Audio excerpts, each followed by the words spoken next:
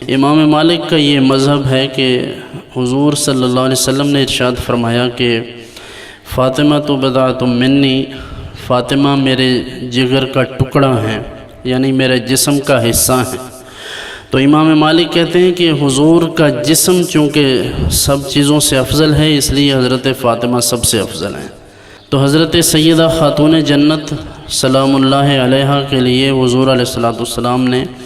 اپنی جان کا لفظ استعمال فرمایا ہے، اپنے جگر کے ٹکڑے کا لفظ استعمال فرمایا۔ مراد اس سے یہ ہے، حضور نے اس کی وضاحت بھی ارشاد فرما دی کہ جو چیز فاطمہ کو مشکل میں ڈالتی ہے وہ مجھے بھی مشکل میں ڈالتی ہے، اور جس نے فاطمہ کو ناراض کیا اس نے مجھے ناراض کیا۔ تو یہ ان سے کمال محبت اور شفقت کی دلیل ہے۔ اللہ کی طرف سے حضرت سیدہ خاتون جنت سلام اللہ علیہ کی اولاد کو وہ شرف حاصل ہے جو روئے زمین پر کسی اور کو حاصل نہیں ہے۔ اللہ کے رسول صلی اللہ علیہ وآلہ وسلم نے ان سے اتنی محبت فرمائی کہ ان کے دو صاحبزادوں کو اپنے صاحبزادے، اپنے بیٹے فرمایا، اور حضور علیہ السلام نے ان کے ساتھ محبت کرنے کا حکم دیا، اور حضور نے یوں دعا کی کہ اے اللہ، جو حسن اور حسین سے محبت کرے تو بھی اس سے محبت کر۔ آج خواتین کو خاص طور پر حضرت بی بی سیدہ خاتون جنت کے اسوہ مبارکہ سے یہ بات سیکھنے کو ملتی ہے کہ جس انداز سے انہوں نے پردہ کیا، جس طرح انہوں نے پاکی حاصل کی، جو انہوں نے حضور علیہ السلام کی اطاعت اور فرما برداری کی، آج کی خواتین کے لیے وہ ایک کامل نمونہ ہے۔ اور علامہ اقبال نے بڑے اچھے انداز میں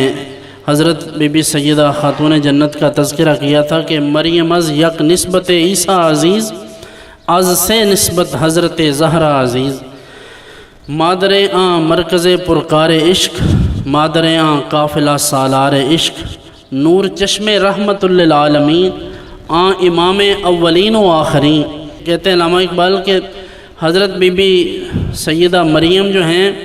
ان کے ساتھ تو ایک نسبت ہے حضرت جناب سیدنا عیسیٰ روح اللہ علیہ السلام کی،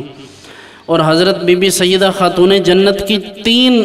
فضیلت کی وجوہات ہیں۔ ایک یہ کہ حضور صلی اللہ علیہ وسلم کی وہ صاحبزادی ہیں، سب سے بڑا شرف تو یہ ہے۔ دوسرا شرف یہ ہے کہ وہ حضرت سیدنا علی المرتضیٰ کی بیوی ہیں، اور تیسرا شرف ان کے لیے یہ ہے کہ وہ حضرت امام حسین اور امام حسن کی والدہ ہیں۔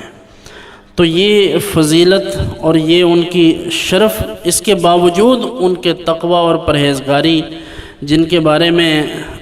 فاضل بریلوی فرماتے ہیں، مولانا حسن رضا خان فرماتے ہیں کہ بے اجازت جن کے گھر میں جبرائیل آتے نہیں، قدر والے جانتے ہیں قدر و شان اہل بیت۔ تو یہ جن کے لیے اللہ تبارک و تعالیٰ نے آیت تطہیر نازل فرمائی، جو کبھی ننگے سر باہر نہیں نکلیں، جن کا مبارک چہرہ نہیں کسی نے دیکھا۔ سوائق میں ابن حجر نے نقل کیا ہے کہ قیامت کے دن ندا کی جائے گی کہ اے اہل محشر اپنی نگاہیں نیچی کر لیں کہ حضور علیہ السلام کی صاحبزادی گزرنے والی ہیں۔ تو 70,000 حوروں کے جرمٹ میں حضرت بی بی سیدہ خاتون جنت قیامت کے دن بھی با پردہ ہو کر گزریں گی۔ تو جن کا پردہ اللہ تبارک و تعالیٰ قیامت کے دن بھی سلامت رکھے، وجہ اس کی یہ ہے کہ دنیا میں بھی انہوں نے پردے کی وہ اعلیٰ مثال قائم کی کہ اس کی دنیا میں آپ کو کہیں اور کوئی نظیر نہیں ملتی۔